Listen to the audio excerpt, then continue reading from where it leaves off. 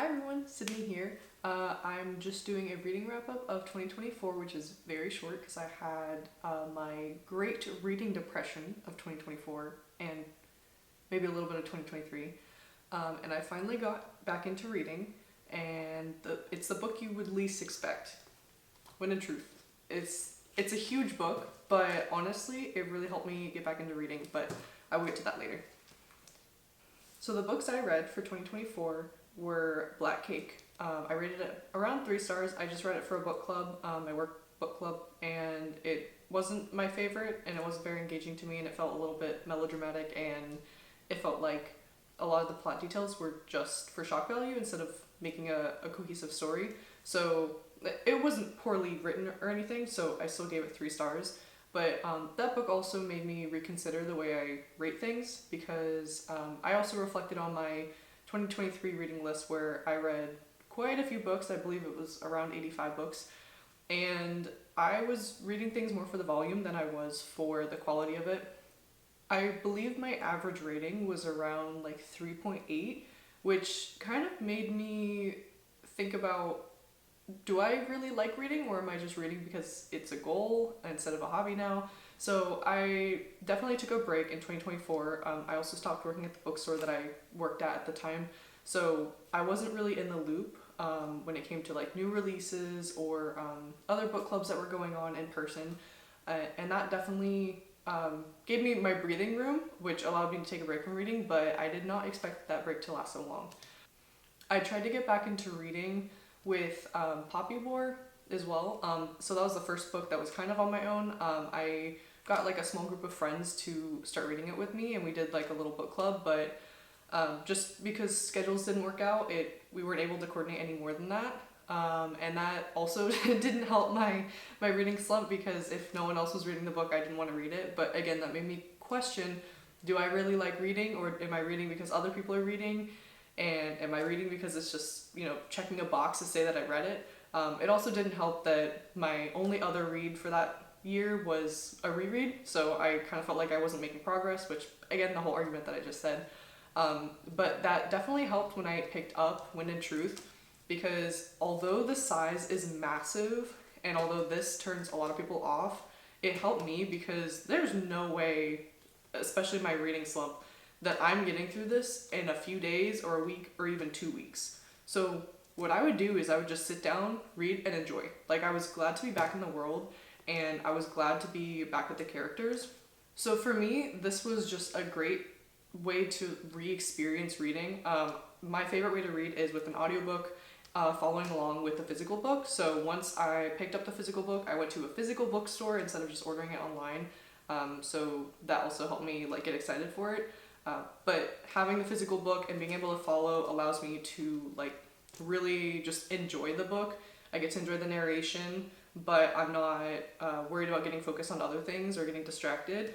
But sometimes when I'm really tired, reading a physical book alone just doesn't engage me quite as much. So the pairing of the two is honestly the best thing that I've done, and that helped me come out of my slump a little bit. After I finished this book, I did start picking up the Skyward series again. I'm on the second book, which is Starsight. It's not my favorite, but I'm still enjoying it because it's just a little action story. So again, I'm going in it with the same mindset that I went into When in Truth.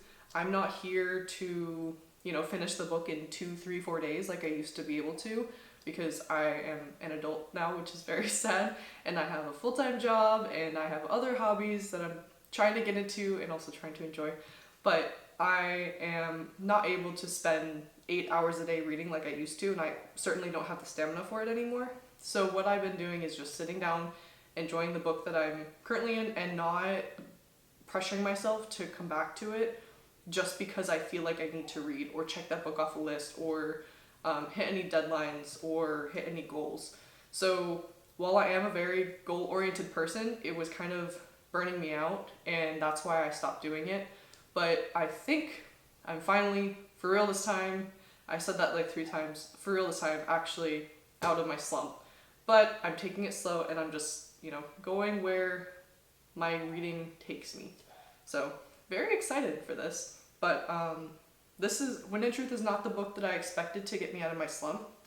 Again, because of the size. I believe this is the biggest book I've ever read, but it was a fairly good book. And honestly, it's not my favorite Sanderson book, so I'm surprised this one did take me out of my reading slump, but I think it was just more the mindset that I was in reading it. I did not try to read it quickly. I read it across 2 months. It definitely helped me get my consistency back because I used to read every single day and I have not been reading every single day in the past year, so this is very interesting. So now that I can actually consider myself a reader again without having a disclaimer next to it of I haven't been reading lately, I am excited to get into some books that have been on my shelf for a very long time, but I haven't gotten to because I've been wanting to save them for a time when I was able to sit down and read books that I actually enjoyed instead of just trying to hit my goals. So here are 3 books that I'm hoping to read this year, but no pressure because if I add it as a goal, then I might burn myself out again. The first one is A Darker Shade of Magic. This is by V.E. Schwab. I really loved her Vicious Duology. I read Gallant and Addie LaRue. I gave 5 stars. So very excited for this one because I've liked her other books, so I'm very excited to see what she's doing with this one. The next one I have is Rage of Dragons. I was recommended this by Jake Bishop. He told me that because I like Poppy War and I like angry protagonists that I would very much like this, and the series is called The Burning, so I definitely am a little bit of a pyromaniac, but we're not getting into that. But very excited for this one. I don't know too much about it, so happy to jump in blind. The next one is Empire of Silence. I think I had more fun trying to find the hardcover of this because I refused to read the mass market paperback. After going through the Sanderson books in the mass market paperback, I deserved a floppy paperback. Unfortunately, they didn't have trade paperbacks at the time, so I was hunting down these hardcovers for months, and I finally got some after lots of searching and panicking to buy these books on time.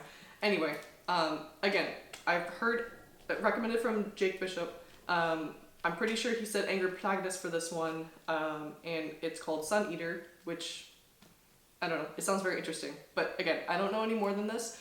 I'm a little nervous about this one because normally sci-fi does not vibe with me as much, but I'm trusting in his recommendations, so I will give it a try. So in light of the reading slump being over for real this time, these are the 3 books that I'm very excited to get to. I was going to do a full TBR list, but again, try not to set too high of standards and too big of goals because it will burn me out and then I probably will not pick up a book again, which is very sad. So I want to keep reading and this is how I'm doing it. But as always guys, thanks for watching and happy reading.